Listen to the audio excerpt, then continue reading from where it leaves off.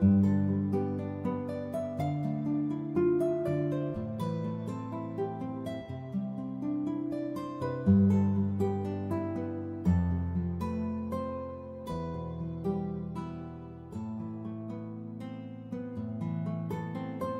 20대, 30대하고 체력 기르기 할 자신 있어요. 예. 정말입니다. 예. 뭐 수영을 하든, 뭐 산행을 하든, 뭐 노동을 하든, 아시겠습니까? 뭐 운동을 하든, 예. 실제로 그거는 제가 그걸 목표로 하는 겁니다. 물론 그 사이에 특별한 이변이 없어야 됩니다. 갑자기 교통사고가 나든가나. 혹시 뭐 그런 특별한 이변이 없다면 저는 조만간 20, 30대 그 누구하고도 체력 기르기 해서 하여튼 평균적인 신체 연령이 20대, 30대 안에 들어갈 자신이 있다, 이 말이죠. 예. 자, 그런데 제가 자연재해요법 책을 제일 처음에 쓰면서 아직도 저는 기억하고 있습니다. 독자분들은 그걸 예사로 보고 넘기겠지만, 책 마지막에 뭐라고 썼느냐 하면,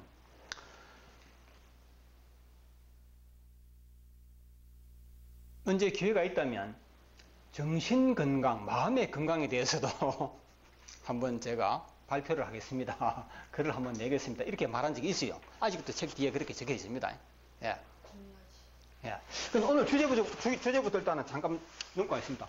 독사 독벌레에 물렸는데, 자, 여기에서 우리가 자연재해요법, 즉 사혈요법으로 이걸 부항입니다. 부항요법으로 이걸 간단히 치료하는 방법을 우리가 이야기한다면, 독사한테 물려가지고 실제로 병원에 가본 사람이 있거든요.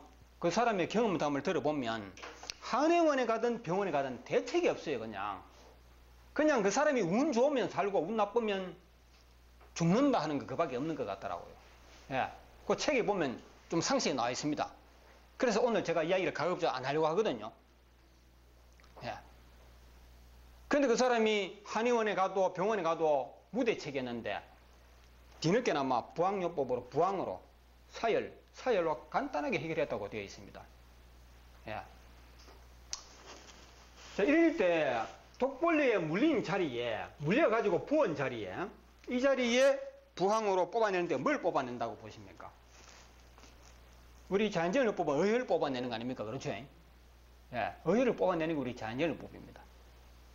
그럼 이런 경우는 뭐를 뽑아내죠? 이런 경우에 자, 이때도 어혈을 뽑아내는 거 맞습니다. 그런데 방금 말씀하셨다시피 이때는 어혈 뽑는 것이 아니고 뭐를 뽑는다? 독을 뽑는다. 그렇죠? 독벌레가 주입한 그 독을 뽑아내는 게 지금 목적입니다. 맞죠? 이 두 가지 다 하셔야 돼요. 어혈 뽑는다는 말도 맞고 독을 뽑는다는 말도 맞는데 사실은 독을 뽑는다 이렇게 말하는 것이 더 정확합니다. 사실은. 그런데 이걸 아셔야 되거든요. 독사를 대표로 들겠습니다. 독사에 물린 자리가 굵은 혈관이라면, 그렇죠. 굵은 정맥혈관. 이런 곳에 물려버리면, 굵은 혈관에 물리면 이 독이 혈관을 타고 빨리 몸에 퍼져버리잖아요. 예. 빨리 몸에 퍼져버리면 사망의 위험이 많습니다. 맞죠? 예. 그래서 그럴 때는 퍼지지 못하도록 물린 자리에서 심장 쪽으로 끈으로 묶어가지고 피가 몸통으로 흐르지 못하도록 묶어라 이런 말도 있거든요. 예. 또 한편으로는 묶지 마라. 왜? 묶어버리면 독이 그 자리에 고여있기 때문에 그 자리가 썩어버린다. 이렇게 이야기해요. 야, 그래, 독이 퍼지게 해버리면 사망할 수가 있고, 그렇죠. 그 자리에 묶어버리면 독이 퍼지지 못하기 때문에 그 자리에만 강력하게 썩어버린대요. 독이 퍼지지 않고 그 자리에 집중되어 있기 때문에. 그래서 어느 쪽을 선택할 것인가는 환자 네가 하라. 이런 식이야. 병원에서 가면. 물론 의사가 어느 정도 물론 조언을 해주겠죠. 물론. 예. 자, 모세혈관에 물렸을 때는 어떤 일이 일어나느냐 하면 모세혈관은 피가 흐르는 속도가 느리고 양이 적기 때문에 몸에 독이 빨리 퍼지는 속도가 느리겠죠. 자, 속도가 느리다 하는 것은 시간을 벌어준다는 이야기거든요. 시간을 벌어주면서 어떻게 하느냐 하면 혈액과 독이 섞이게 되면 이 혈액이 뭐로 바뀌느냐 하면 어혈로 바뀌어버립니다. 즉 굳어버린다 이 말 아시겠죠? 예. 혈액이 굳어버리면서 어떻게 되느냐, 굳은 피는 모세혈관을 흐르지 못하잖아요. 그렇죠? 그래서 독사에게 물린 독이 있는 그 자리에 혈액이 굳어가지고 모세혈관 전체를 막아버립니다. 예. 그러면 독이 더 이상 퍼지지 못하고 그 물린 자리에만 뭐 썩어가든지 아니면 퉁퉁 부어오르든지, 그렇죠? 뭐 이런 식이 되는 거죠. 예. 그렇지 않습니까? 예. 그 자리에 사회를 하면 독도 나오고 독과 피가 섞인 어혈입니다. 그렇죠? 독과 피가 섞여버리면 그게 어떤 형태로든 굳어버립니다. 뭐 색깔은 좀 어떻게 될지 저는 정확하게 모르겠어요. 해본 적이 없기 때문에. 자, 이렇게 해서 제대로 뽑아주면 독도 빠지고 어혈도 빠지고 깨끗이 나와버립니다. 저 가무시 고쳤다는 분, 그분도 똑같은 원리로 고친 겁니다. 예, 물린 그 자리에 무조건 뽑아내버린다는 거죠. 아주 간단하다는 겁니다. 예. 병원에서는 그렇게 못 고치고 고생하던 사람을 무항으로 간단히 치료했다고 실제로 동영상으로 발표가 나오지 않습니까? 자, 여기까지만 제가 말씀드리고 이 부분에 대해서는 제가 사실상 더 이상 아는 것도 없습니다. 그래서 제가 알고 있는 미천 다 드러난 것입니다. 예. 자, 그러면 아까도 말씀드렸다시피 오늘 제가 이 마지막 시간에 이 부분에 대해서 저는 아직까지 강의를 해본 적이 없습니다. 예. 어느 정도 살짝 언급은 한 적이 있지만 강의를 좀 상시 해본 적이 없기 때문에 이 시간에는 제가 연습한다, 강의 연습한다 이렇게 생각해 주시기 바랍니다.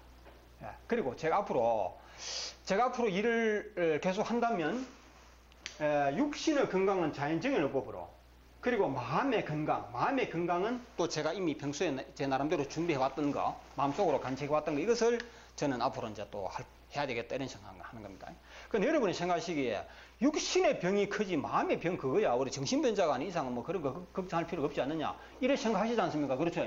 근데 제가 볼 때는 육신의 병과 마음의 병의 비중이 비슷한 것 같더라고요. 제가 볼 때는 그 육신의 병으로 고통받는 사람도 많지만 사실은 마음의 병으로 고통받는 사람도 상당히 많다고 저는 그렇게 보는 것입니다.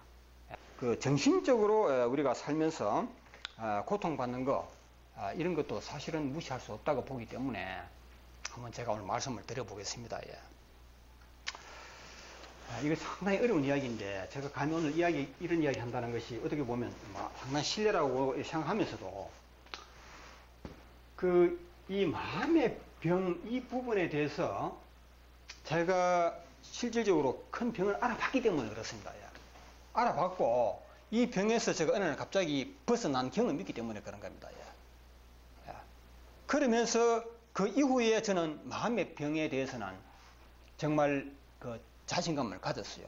그때가 언제였느냐 하면 제 나이 18살 때 대학교를 가야 할, 대학교 입시 시험을 준비해야 할 그런 나이에서 굉장한 갈등을 겪었죠. 왜 그러냐 하면 저는 가난 때문에 중학교도 못 간다 이런 판정을 초등학교 때 받아버렸단 말입니다. 부모님이 너는 중학교 못 가, 초등학교 졸업하고 나면 농사 지어야 해, 이렇게 결정을 이미 지어준 거죠. 저는 그 부모님 결정에 따라서 그냥 그 운명이 그렇거니 하고 다 꿈도 접고 진학도 포기하고 초등학교 졸업하자마자 농사를 짓든지 아니면 공장에 다니든지, 시골에 살았으면 농사를 지었겠지만 도시로 이사를 했기 때문에 이제 공장에 가게 됐습니다. 공장을 몇 년 동안 다니다가 다시 공부할 수 있는 기회가 왔어요. 내 위에 형이 열심히 공부해가지고 은행에 취업을 하고 형이 나를 불러가지고 야, 너 공장에 다닌다고 그동안 고생 많이 했다. 네가 공장에 다녀준 덕분에 내가 또 고등학교를 다닐 수 있었다. 아버지 능력으로 동생은 중학교 보내고 형은 고등학교 보내고 그러지 못했기 때문에 네가 희생하고 내가 고등학교를 마쳤으니까 내가 이제 내 학비를 밀어줄 테니까 하여튼 너도 머리가 나쁜 애가 아니니까 한번 멋지게 한번 출세해봐라. 그렇게 저한테 주문을 했어요. 저는 그때부터 뭐냐 하면 됐다, 나에게 기회가 왔다. 나는 무조건 판사 아니면 최소한 검사 아니면 무조건 대통령 한번 해보겠다, 이런 생각을 하게 된 거죠. 근데 사실 그게 제 적성에 맞는 게 아니더라고요. 저는 알고 보니까 신체가 이게 신체 조건이랄까, 육체 노동이 저한테는 적합하지 정신 노동에는 저는 너무나 안 맞는 사람이라는 걸 저는 살아오면서 절실히 느꼈습니다. 그래서 그 형의 말대로 공부를 한다고 하니까 공부한 지 3년 만에 건강이 완전히 망쳐져 버렸어요. 신기하더라고. 저는 들에서 농사일하고 공장에 다니면 건강이 있는데 책상에 앉아버리면 그대로 건강이 가버리는 사람, 정신노동에 너무너무 적합하지가 않다는 걸 알았죠. 거기다가 서울대 아니면 안 된다, 판사 검사 아니면 안 된다, 나는 무조건 최고의 길로 가겠다, 이런 강박관념 이걸 가져버리니까 정신건강에 굉장히 해롭다는 것이죠. 그러나 그런 체질적으로 맞아주는 사람이라면 그렇게 가도 되는데 저는 그 체질이 안 맞기 때문에 결국은 그것이 건강에 치명적인 나쁜 영향을 받았고, 특히 어릴 때부터 저는 또 건강이 나빴어요. 그 어릴 때부터 그 시골에 웬만하면 의사가 안 오거든요. 어릴 때 뭐 그냥 죽었으면 죽었지 의사는 경제적으로 의사 부를 비용이 안 된단 말입니다. 그럼에도 불구하고 저는 그 계진면에 있는 의사 두 사람이 전부입니다. 야, 의사 두 사람이 번갈아 가면서 저를 진료하고 갔어요. 주사 놔주고 갔다 말입니다. 그래서 어릴 때부터 저는 또 건강이 상당히 나빴다는 걸 제가 알고 있습니다. 하여튼 그런 걸로 인해 가지고 18살 때 치명적으로 건강이 가버렸죠. 이러니까 요걸 이야기 길게 하면 시간 걸리니까 간단히 말해서 이제는 죽는 길밖에 없다. 공부도 접어야 되고 대학 진학도 접어야 되고 모든 꿈 접고 생명만 유지해주면 좋겠는데 생명조차도 이제 유지할 길이 없다. 병원에 가면 병명도 나오지 않고 몸은 이상한 형태로 이제 가는 거죠, 그냥. 예. 그래서 그때 제가 죽음에 사실 죽음을 방면한 것이죠. 제 딴에는 그렇죠. 예. 그래서 여기서 내가 참 너무도 비참하다. 예. 글자 그대로 이제 한번 공부해 보겠다고 이제 제대로 책을 잡았는데 서울대학교를 눈앞에 두고 이런 현상이 왔으니까 어떡할 것인가. 예. 거기서 제 나름대로 심각한 고민을 하게 된 것입니다. 교회도 가보고 불경도 읽어보고 스님 말씀도 그 녹음 테이프 같은 걸 구해서 들어보고 해도 답이 안 나오더라고요. 예. 이걸 어떻게 마음을 어떻게 정리해야 되나 내 마음을. 그러다가 몇 달 고민을 하다가 제가 답을 구했다는 거죠. 그때 제가 이제 그때 이 성경을 아마 지금도 그렇습니다. 성경을 아무리 읽어보고 목사님의 설교를 아무리 들어보고 부처님의 설법을 아무리 들어본다 하더라도 그때는 저는 답을 구하지 못했을 겁니다. 못했을 겁니다. 예. 제가 조금 이 부분에서 조금 내가 교회도 조금 다니고 하다가 뭔가 아닐 것 같아 가지고 결국 나 혼자 고민을 하다가 답을 구했어요. 제 나름대로 답을 구했단 말입니다. 답을 구했기 때문에 저는 살았다고 생각하거든요. 그렇지 않으면 저는 그대로 병들어 죽거나, 예. 아니면 엄청난 그 심적인 고통을 겪거나 아마 이런 게 있었다고 보는 것입니다. 예. 이때 제가 이제 감히 죄송스러워 말이지만, 이때 그 어린 나이에 18살이면 뭐 어리다고 할 수 있는데, 이때 제가 진리라는 것을 발견했다는 거죠. 진리라는 것을. 예. 이걸 발견해버리니까 세상이 두려운 게 없고, 예. 세상에 어두운 것이 없고, 죽음도 두렵지 않고, 완전 이게 뭐랄까 정신적으로 해방되는 거 있죠. 정신적으로 해방되니까 이 신체 건강도 확 돌아버리더라는 거죠. 예. 마음이 편해져 버리니까. 막 쉽게 말해서 이거 뭐 서울대 그런 거 갈 필요 없다. 예. 출세할 필요 없는 거다. 왜 내가 출세 서울대 이런 걸 지향했던가. 예. 그리고 내일 내가 죽는다 하더라도 이거 걱정하는 문제가 아니네. 두려워할 문제가 아니네. 이런 답이 나오더라는 거죠. 예. 이렇게 해버리니까 어떻게 되냐면 공부를 해야 된다 하는 그런 마음에서 자유를 얻어버립니다. 그렇죠. 공부는 안 해도 되는 것이고, 출세 안 해도 되는 것이고, 내가 내일 죽어도 괜찮은 것이고, 내일 죽어도 괜찮다는 답이 나오더라, 이 말이죠. 이렇게 하니까 마음이 얼마나 가벼워집니까? 그래서 내일 죽는다 하더라도 서울대 합격이라도 해보고 죽고 싶다 이런 생각이 들 거 아닙니까? 책을 버리지를 못한다, 이 말입니다. 책은 아직 못 버리는 거죠. 포기 못 하는 거죠. 그러나 요걸 깨닫고 나니까 바로 책을 버려버렸죠. 책하고는 그냥 담을 쌓아버린 겁니다. 공부는 안 한다. 서울대 안 간다. 예. 자, 이렇게 되니까 어떻게 되냐면 몸이 자유로워집니다. 그렇죠. 책상에 딱 앉아있기만 해야 되는 걸 알고 있다가 책상에 앉아있을 필요 없고 몸이 자유로워지는 거죠. 몸이 자유로워지니까 어떻게 됩니까? 옛날에 내가 다니는 공장 갑니다. 공장 가니까 그 당시 같이 일했던 동료 있죠. 동료 얘기가 나 다시 공장 다닐 거야. 공부 포기해서 자, 이러다가 산에도 다니고 하여튼 이렇게 해서 신체 활동을 하게 되는 겁니다. 책상에 앉아있던 사람이 책상을 떠나서 그렇죠. 산에도 다니고 공장에도 다니고 덜에도 다니고 육체 노동을 이제 하게 되는 겁니다. 왜? 육체 노동을 천한 거로 생각했는데 저는 육체 노동이야말로 정말 이거는 귀한 것이다. 이런 걸 바로 깨달은 것이죠. 이렇게 해버리니까 한 달, 두 달, 석 달 지나고 나니까 병식이 완전히 사라지더라고요. 예. 병식이 완전히 사라지고 완전히 건강이 완전히 회복되더라는 거죠. 예, 물론 완전이라고 말할 수는 없습니다. 제가 어릴 때부터 갖고 있던 어떤 취약한 점이 있었기 때문에 몸에는 의일이 굉장히 많았다고 보는 겁니다. 예. 물론 그 시점에서 제가 원래 타고난 건강이 있었더라면 아무리 공부를 하고 그렇죠. 그렇게 해도 병이 안 옵니다. 그렇지 않습니까? 학생들 죽도록 공부하고 밤잠 안 자고 공부해도 건강한 애들은 건강하지 않습니까? 저는 공부할 체질이 아니었다는 거죠. 즉 건강이 밑받침되지 않았다는 겁니다.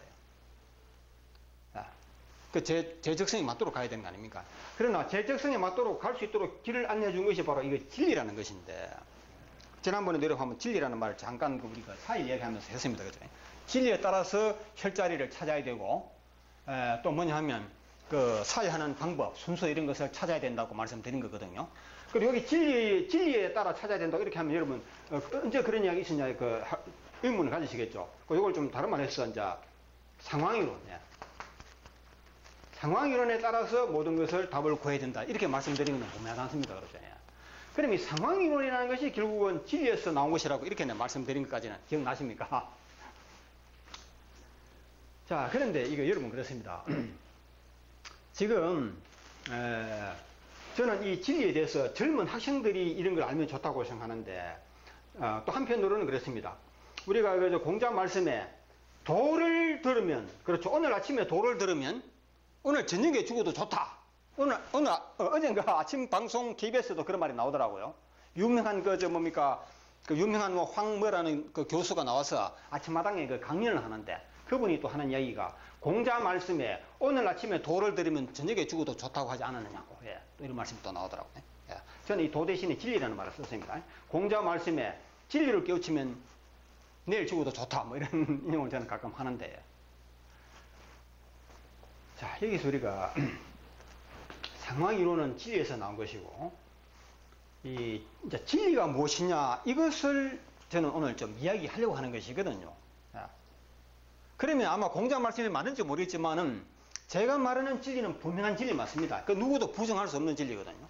그 누구도 그거 진리가 아니야 이렇게 부정할 수 없습니다. 그런데 신기하게도 제가 많은 분들하고 이야기해봤고 공개적으로 이렇게 해봤는데, 여기 앉으신 분 중에 진리에 대해서 한번 이야기해 보십시오. 진리가 무엇인지 한 가지만 이야기해달라 했을 때 지금까지 한 번도 진리를 말한 사람이 없더라고요. 나 그것도 신기하게 생각나. 신기할 게 아니죠, 사실은. 그리고 많은 분들의 그 강연이라든지, 그래서 유명 인사들 강연 요즘 뭐 유튜브에 들어가면 많이 볼 수 있거든요. 뭐 종교적인 지도자, 정치가들, 교육가들, 그렇죠. 뭐 철학가들, 그런 유명 인사들의 강의 내용을 끝까지 들어보면요, 진리라는 용어는 쓰는데 이것이 진리다라고 정확하게 내세우는 분이 한 분도 없다라는 거죠. 저는 그걸 보고, 아하, 내가 이걸 이야기하자면 안 하면 안 되겠구나. 왜 그러냐면, 진리가 무엇이냐, 뭔가 중요한 거는 맞는데, 이거 어떻게 또 보면, 우리가 뭐 진리 하는 말 많이 써왔고, 이것이 진리다라고 많이 이야기해왔는데, 새삼스럽게 무슨 진리 이야기냐, 이렇게 되지 않겠습니까? 그런데, 진리라는 말은 존재해왔지만, 진짜 진리는 전혀 없었다. 전혀 보여지지 않았다. 그 누구도 말하지 않았다. 우리가 차라리 전기하게 되면 그렇죠. 전기를 정확하게 발견한 다음에 전기라는 용어가 생겼는데, 에디슨이 전기를 발견한 다음에 전기라는 말이 아마 생겼을 겁니다. 그렇죠. 그래서 전기가 우리가 사는 세상을 어느 정도 많이 밝혀준 것이죠. 그런데 진리라는 것은, 말은, 이 용어는 먼저 발생했어요. 용어는 먼저 생성됐는데 실제 진짜 진리는 발견을 못했어요. 그래서 이거는 뭐냐면, 전기는 발견하고 난 뒤에 전기라는 말이 생겼지만 진리는 발견하기 이전에 발견하기 위한 목적으로 이게 나온 말입니다. 그 진리를 찾기 위해서 진리라는 말이 나온 것이고, 진리를 찾았다고 착각만 했을 뿐이지 실제 진리는 지금까지 아무도 발견하지 못했더라. 못했는데 그렇다면 누가 발견했느냐? 제가 했다. 웃기지 않습니까? 좀 웃었더라도 이해를 하시기 바랍니다. 어떻게 생각하십니까? 자, 에디슨이라는 사람이 전기 발견하고, 뉴턴이라는 사람이 만유 인력의 법칙을 발견하고, 또 뭐 어떤 사람이 많죠, 역사적으로. 그렇죠? 그 우리가 뭐 안 우습죠, 그 이야기가. 에디슨이 전기를 발견해가지고, 그나마 우리 인류에 상당한 뭔가 변화를 줬다. 이거 전혀 이상하지 않지 않습니까? 그러면 이 사람이, 에디슨보다 얼굴이 못생기지만은, 그죠? 이 사람이 진리라는 것을 발견했다 하는 거, 이거 뭐, 신기할 게 없지 않습니까? 그럼 이 진리를 발견하면 가치 있는 발견이냐? 맞습니다. 제가 볼 때는. 분명히 가치 있는 발견이라고 봅니다. 아마 에디슨이 전기 발견한 거 못지않게 아마 거의 버금가는 거라고 저는 생각합니다. 제 개인적으로는.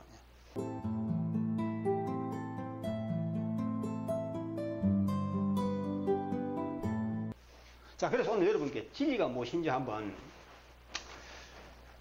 제가 이거 강의를 잘하면 이거 참 재밌고 뭐 실감이 날 텐데, 여기에 대해서 강의를 아직까지 안 해봤고, 연습이 안 되기 때문에 상당히 좀 미숙할 거라고 믿습니다만은, 제가 한번 차분히 한번 풀어보겠습니다. 어떻게 생각하십니까? 오늘 진리를 깨우치면 내일 죽어도 좋다 이 말이 널리 알려져 있는 만큼 오늘 한번 진리를 한번 깨우쳐 보시라 이 말이죠. 그러면 여러분 기분 나쁘시겠죠? 그러면 내가 이때까지 알고 있는 진리는 그러면 뭐야? 이렇게 되실 거 아닙니까?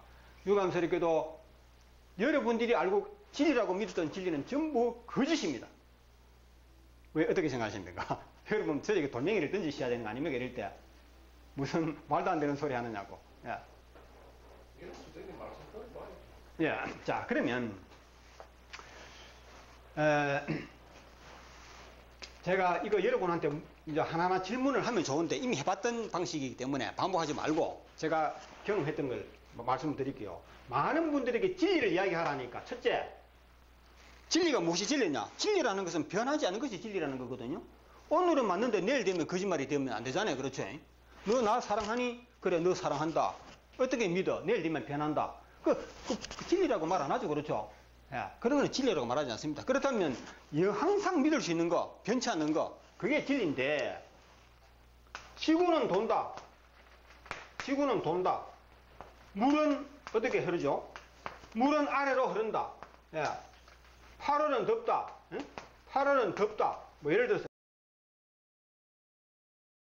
실제로 제가 물어보니까 이렇게 대답하더라는 겁니다. 많은 분들이 진리를 이야기하라니까. 예. 또 뭡니까? 태양은 빛난다.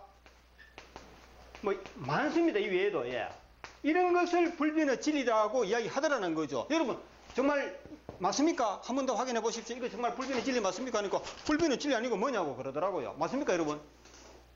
이거 불변의 진리가 아니라고 여기서 주장하실 분 있느냐 이거죠 지금 자신 있게. 응? 그래서 제가 물었죠. 한 번 더 다그치고 물어도 이거는 불변의 진리 맞다고 얘기하더라고요. 그렇습니다. 예. 그런데 재밌게도 이것은 전부 거짓입니다. 거짓. 예. 여기서 우리가 이걸 주목하지 않으면 안 되는 겁니다. 예. 우리가 진리라고 믿었던 것이 알고 보니까 거짓이더라. 거짓. 새빨간 거짓말이더라 이 말입니다. 이게. 아니 세상에 이게 왜 거짓말이냐. 이것을 거짓말이 하는 사람이 정신이상자 아니고서는 이것을 이 말을 가지고 거짓말이라고. 이게 대한민국 이 세계 모든 학생들에게 교과서에 가르치는 겁니다. 그렇죠? 예. 그러나 이것이 새빨간 거짓인데 이 거짓을 우리가 진리라고 믿었으니까 인생이 얼마나 인생길이 험악하겠느냐. 예. 생각해 보십시오. 저 사람이 사기꾼이 아닌데, 사기꾼인데 그 사실을 모르고 진실한 사람이라고 믿었을 때 그렇죠. 사기를 당하는 거 아닙니까? 예. 우리가 진리가 아닌 걸 진리라고 믿게 되면 봉변을 당할 수가 있다는 거죠. 살면서. 예. 봉변을 당할 수가 있다. 물론 봉변을 당하고도 살면 돼요. 세상살이가. 자, 우리가 이런 얘기 한번 드려보겠습니다. 지금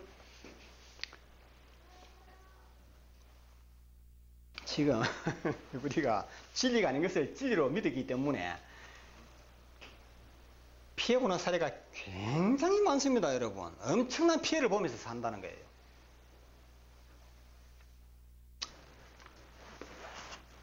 좀 분위기 좀 바꿔야 되겠습니다.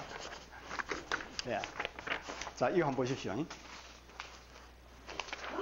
이거 내가 혼자 알기 아까워가지고 한번 이렇게 정리해 봤습니다. 이거 말로 설명해도 되는데 말로 설명 잘못하면 뜻이 정확하게 전달이 안 돼요.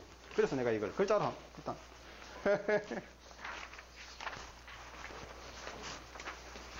자, 같이 읽어보겠습니다. 사교육, 국사교육입니다. 국사교육을 완전히 외면하는 사립초등학교가 있다고 하여 이 애들에게 국사교육을 해야 되거든. 정부 차원에서. 그렇죠. 애들에게 국사교육을 하라. 옛날에 우리 공무원 시험에 국사가 필수 과목으로 들어간 적이 있죠.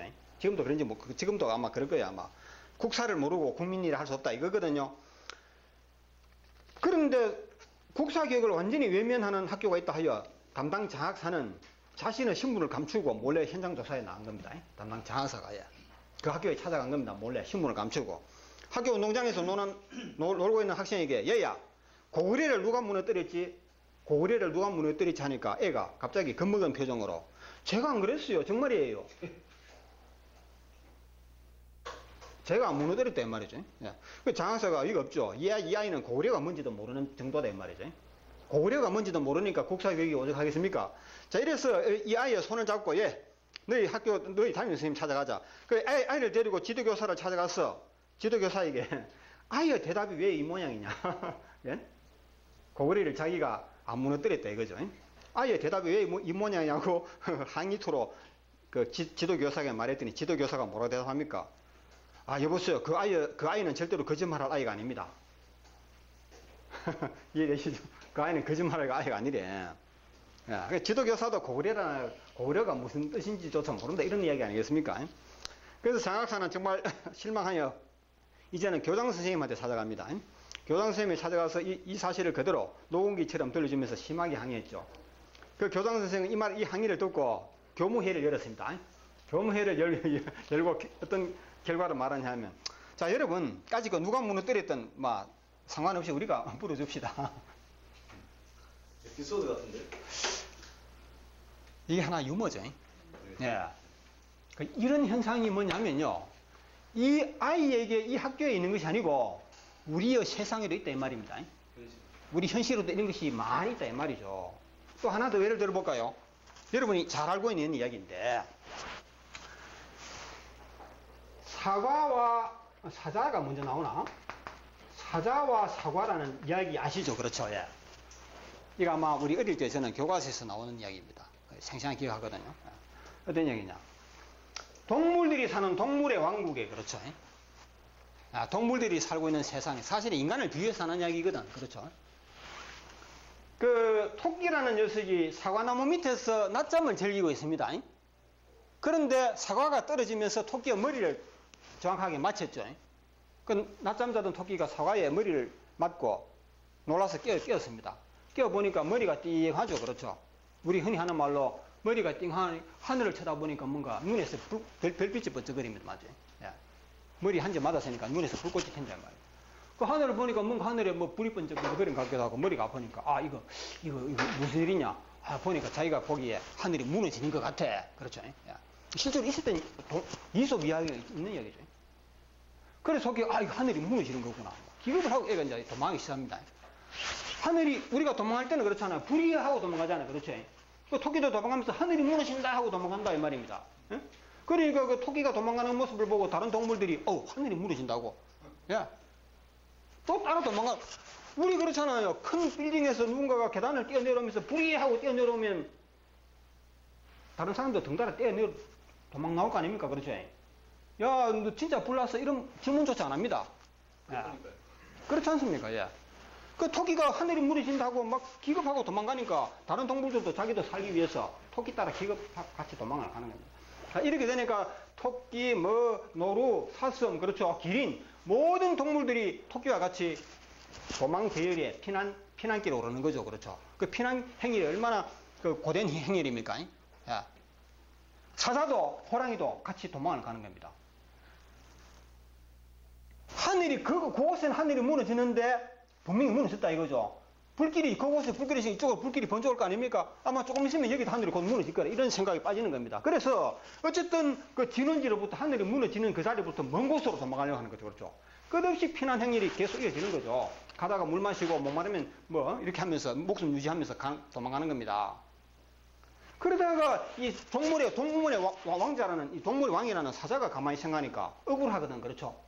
왜 이 세상에 이 모양이 되어버렸어? 응? 말이야, 내가 동물의 왕국의 왕인데, 왕행세도 그 피난길에 왕행세도 합니다. 모르겠어요. 그래서 사자가 가만히 생각하니까 이거 내가 어떻게 알아봐야 되겠다. 내가 왕인 만큼. 그래서 주변 동물들이 하나하나 묻습니다. 야, 너 하늘이 무너지는 거 어디서 봤어? 응? 누가 도망가는 길에 나도 따라왔다. 결국 하나하나 물어보니까 최종 마지막 그 답은 토끼거든. 그렇죠? 제일 처음 발견자가 토끼였다는 이 말입니다. 그 토끼가 그 말을 제일 먼저 퍼뜨리기 때문에, 토끼야, 너 하늘이 무너지는 거 어디서 봤느냐? 내가 그 사과나무 밑에서 자다가 내가 확실히 봤다 이 말입니다. 예, 확실히 봤다. 예. 막 무너지는데 이 머리가 뭔가 막 충기고 오고 이렇더라 이거죠. 하도 토끼 설명에 따르면. 근데 사자가 보통 동물 같으면 그 토끼의 말을 그대로 믿어버리고 그대로 겁을 먹고 도망을 계속 할 겁니다. 그렇죠? 그러나 사자가 배짱이 좋죠. 그래, 가보자. 그 자리가 어디 한번 가보자. 하느님한테 도전하는 계기입니다. 그렇죠? 예. 하늘이 물이 지난다. 그곳에 가자는 거지. 예. 그러니까 토끼가 벌벌 떨면서 안 가려고 하지만은 사자가 끌고 가려니까 돌이 없잖아요. 그죠? 그 사자가 토끼를 끌고 현장을 찾아가 보는 겁니다. 하늘이 무너지는 장소가 일어났던 장소, 발견했던 자리. 그 가보니까 그 토끼가 누워 자다가 발견했다는 이야기도 나오고, 그 누웠던 자리가 어디냐 물어보니까 그 자리고, 옆에 보니까 사과가 떨어져 있거든. 아, 요놈이 요거 사과한테 머리 맞았구나. 머리 얻어맞고 나서 정신이 잃었구나. 에? 그 이야기 나오는 거 아닙니까? 우리 교과서에 어릴 때 나왔습니다. 국민학교 교과서에. 야. 이렇게 해서 사자가 동물 여러분, 즉 말하자면 백성 여러분, 국민 여러분, 이 토끼가 실수한 거예요. 예. 하늘이 무너지는 게 아닙니다. 다시 제자리로 다 돌아갔어요. 그 피난길을 행위를 멈추고 전부 다시 고향으로 돌아가서 평화롭게 살았다는 얘기 나오지 않습니까? 그런 이야기 기억나십니까? 예. 지금요, 그런 현상이 곳곳에서 벌어지고 있는 겁니다. 곳곳에서 그런 현상이 이 세상에는 벌어지고 있어요. 그런데도 재밌죠, 그렇죠? 살다가 하늘이 무너졌다, 그래 도망가자, 실컷 도망가다가 다시 또 돌아오기도 하고, 뭐 그렇게 재밌게 살면 돼요. 그것도 좋습니다. 그러나 이왕이면 그런 헛고생 안 했으면 좋겠느냐? 에? 그 피난길에 가다가 죽은 동물들도 많은 거예요, 그렇죠? 예. 우리 그 6.25 전쟁 때 피난길 생각해보면 알지 않습니까? 예. 그런 현상들이 이 세상에 곳곳에 벌어지고 있는데, 이게 바로 뭐냐면, 토끼가 하늘이 무너지는 그 실체를 잘못 이해했기 때문에 그렇다 이거죠. 사과가 떨어졌다는 그런 그 현상을 잘못 진단했기 때문에 토끼 자신이. 우리가 진리가 무엇인지 진단을 잘못해버리면 그런 꼴이 난다. 현재 나고 있다. 지금 제가 보기에는 그런 현상이 이 세상에 엄청 벌어지고 있는 걸 저는 보고 있다는 겁니다. 사실을 잘못 알고 끝없는 피난길에 대열에 도망가듯이, 그렇죠. 그런 현실이 벌어지고 있다는 거예요.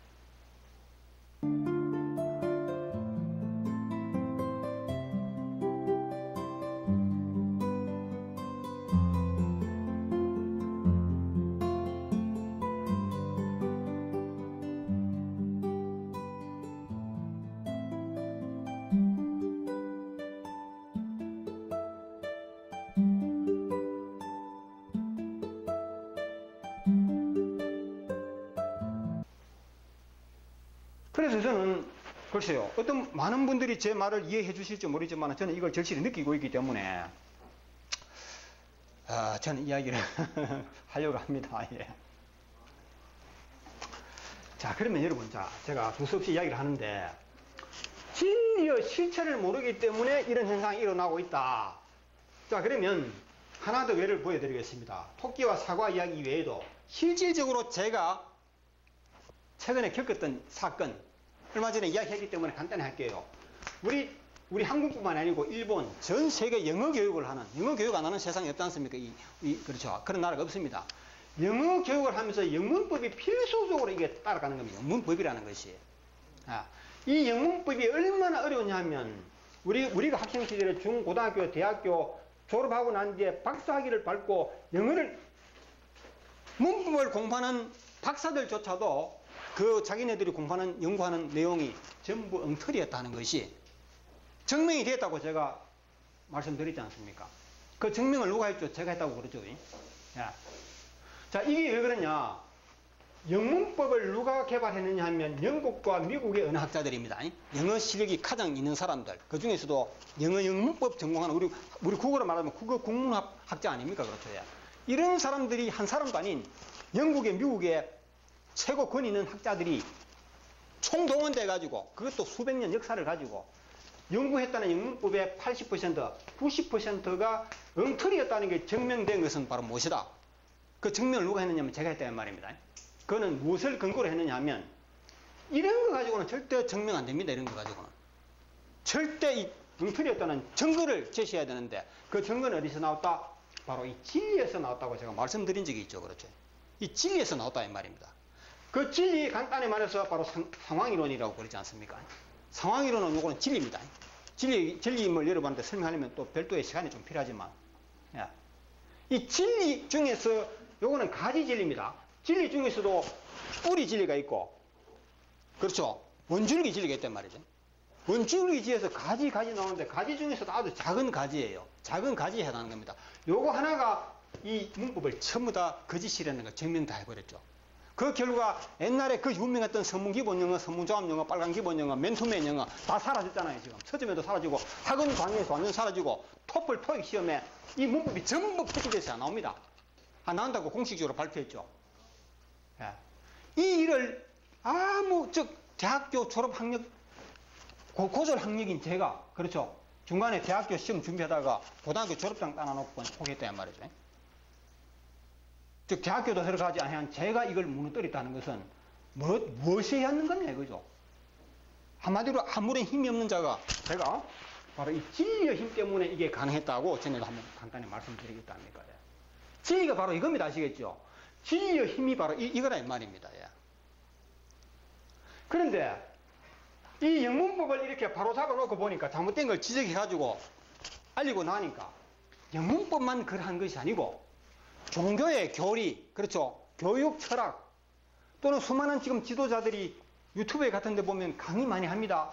유명한 스님들, 그렇죠, 목사님들 참 훌륭한 강의는 맞아요. 정말 훌륭하고 우리 중생들에게 도움되는 강의는 맞는데 거기도 진리를 몰랐기 때문에 좀 전에 우리 뭡니까, 토끼가 동물들을 이끌고 끝없는 피난길에 가는 것처럼 그런 모습이 제 눈에는 보인다는 거죠. 예. 유명한 스님, 유명한 목사님들이 강의하는 내용에도 그런 측면이 있다는 것입니다. 훌륭한 강의이지만은 많은 중생들을 데리고 끝없는 그 고행의 피난길로 이끌고 있다는 걸 저는 보고 있다는 것이죠. 예. 뭐 그분들이 들었으면 저를 야단칠 것입니다. 그렇죠. 무슨 그런 말을 함부로 하느냐고. 자, 그분들이 진리를 안다면 나는 안 그럴 거라고 보거든요. 그분들이 진리라고 믿고 있는 것이 아마 그분들에게도 이것이 진리냐 물으면 다 같이 이구동성으로 그래요, 이게 진리야라고 대답할 겁니다. 왜? 그 유명한 미국의 영국의 은학자들이 개발했다는 영문법 속에 불변의 진리가 무엇인지 나옵니다. 동사 시제라는 말이 나오고 시제일치라는 문법 용어, 영어 문법 용어가 나옵니다. 시제일치. 옛날에 영어 공부하신 분은 기억할 겁니다. 시제일치가 그렇게 공식이 복잡하고 어려워요. 그 어려운 공식을 다 외우고 나면 또 이 일치를 지키면 안 되는 공식이 또 있습니다. 외외 법칙을 해가지고. 그 시제일치의 외외 법칙을 해가지고 불변의 진리는 이 법칙에서 벗어난다. 역사적인 사실은 이 법칙에서 벗어난다. 습관적인 동작에는 벗어난다. 또 외외적인 공식이 끝없이 나와요. 시제일치에 대한 문법 공식만 해도 복잡하고 외워도 안 외워지는데 거기다가 또 외외 공식이 또 나온다 이 말이죠. 자, 불변의 진리가 무엇이냐? 또 설명해 주거든. 이 책에 이 책이라는 것은 성문기본영어라는 것은 빨간기본영어 전부 미국의 학자들이 만든 문법 그대로입니다. 아시겠죠? 자, 불변의 진리가 무엇이냐? 학생들이 질문할 거 아닙니까? 그래서 예를 들어주는데 바로 이런 걸 들어요. 지구는 돈다, 태양은 빛난다. 이런 것이 불변의 진리라고 이 책에도 가르치고 있다니까요. 그렇다면 종교적인 지도자, 정치적인 지도자, 교육 지도자 이런 분들 입에서도 똑같은 말이 나올 수밖에 없죠. 이런 것을 불변의 진리라고 가르치는 현실이라 이 말이죠. 세계적으로. 그러나 알고 보면 이것은 새빨간 거짓말이다. 진리가 아니다. 진리가 아니라는 사실을 저는 발견했다. 마치 에디슨이 여기 전기를 발견한 것처럼 그렇죠. 진리를 추구한 사람들이 얼마나 많습니까? 역사적으로 그렇죠. 공자만 그런 말 했겠어요. 오늘 진리를 깨우치면 내일 죽어도 좋다. 이런 말이 나올 정도로 진리를 추구하는 사람은 많았지만 발견했다고 공표하는 사람을 전 본 적이 없고 발견했다고 공표한다는 것이 겨우 이 정도밖에 안 된다 이 말이죠. 자, 그러면 진리가 무엇인지 제가 쉽게 말씀드리겠습니다. 이거부터 말씀드려야 되겠네요. 진리라 하는 것은 여러분이 당연히 알고 계시지만 변하는 것은 진리가 아닙니다. 그렇죠? 즉 거짓은 진리가 아니다. 즉 불변의 진리가 이걸 변치 않는 진리가 진리 아닙니까? 그렇죠? 자, 이거는 왜 진리가 아니냐 하면 이렇습니다. 진리를 하는 것은 장소가 바뀌어도 변치 않고 세월이 바뀌어도 변치 않고 과거에도 사실이고 현실에도 사실이고 또 100년 세월이 지나가도 그 진리는 변치 않아야 되고 그렇죠. 이게 진리거든. 자, 예를 들어서 이런 게 있습니다. 우리 학생들에게 이런 교육 과정이 있어요. 수학 시간에 들어가면 아마 중학생 정도 되면 이런 거 좀 배울 겁니다. 여러분들이 지금부터는 수학적인 사고를 갖춰야 한다 그러거든. 수학적인 사고. 그래서 어떤 걸 애들이 뭐냐 하면, 자, 다음 중에서 참과 거짓을 밝혀라. 참과 거짓을 구분하라. 이런 교육이 있습니다. 바지 입으면 남자다. 이 말이 참이냐 거짓이냐. 두 번째, 꽃이 피면 봄이다. 세 번째,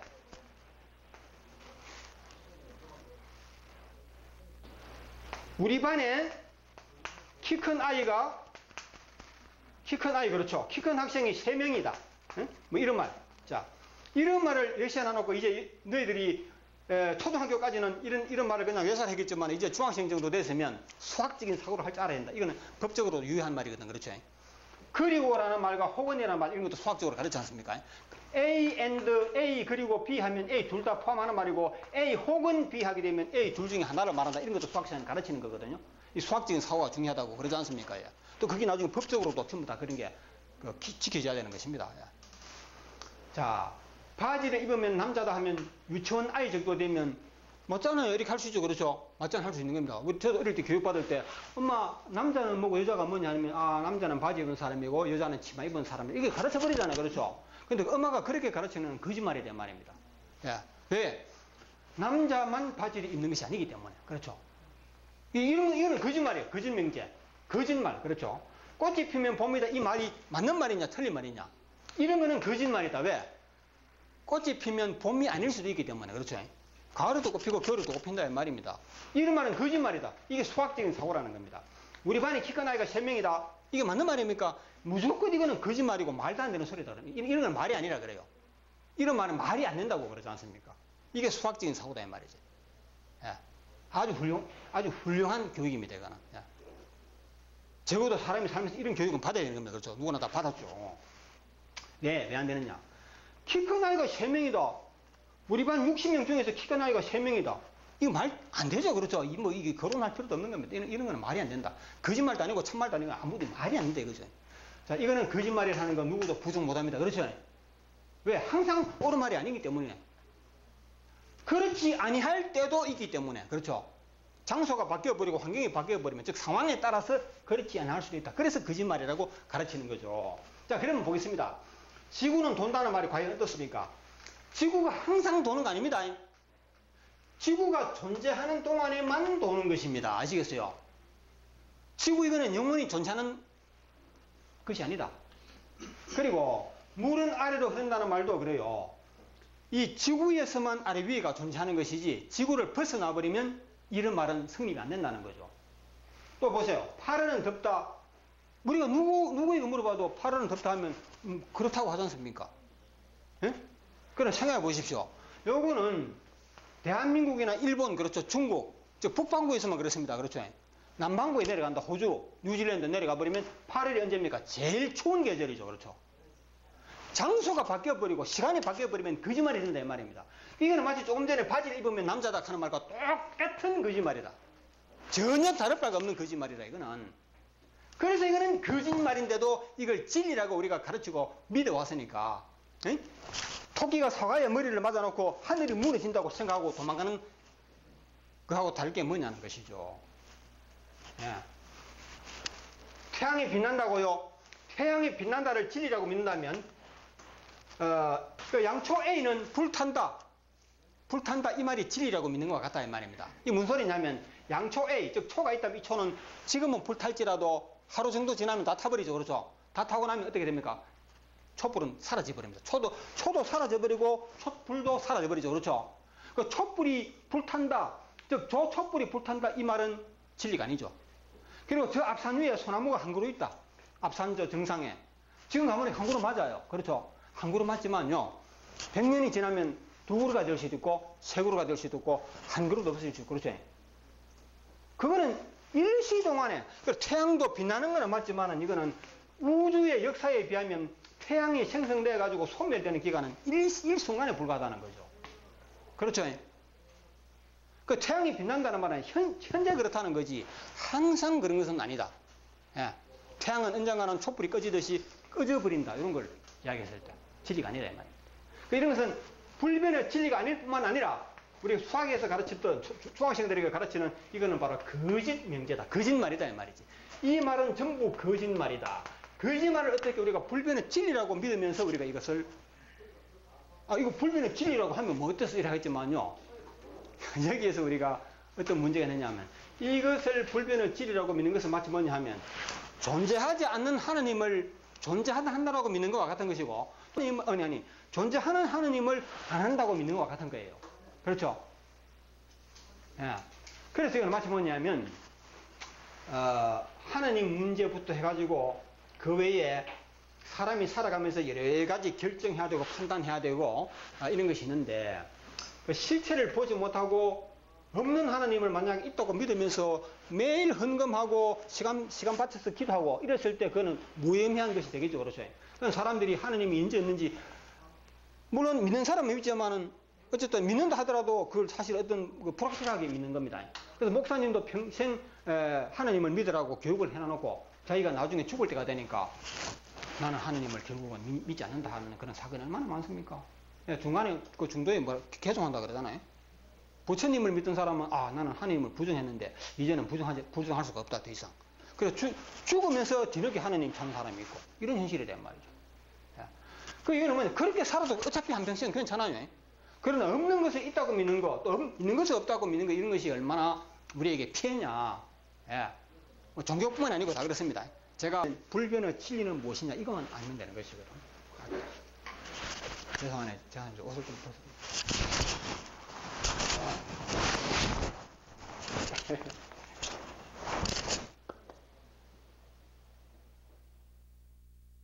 그렇게 생각합니다.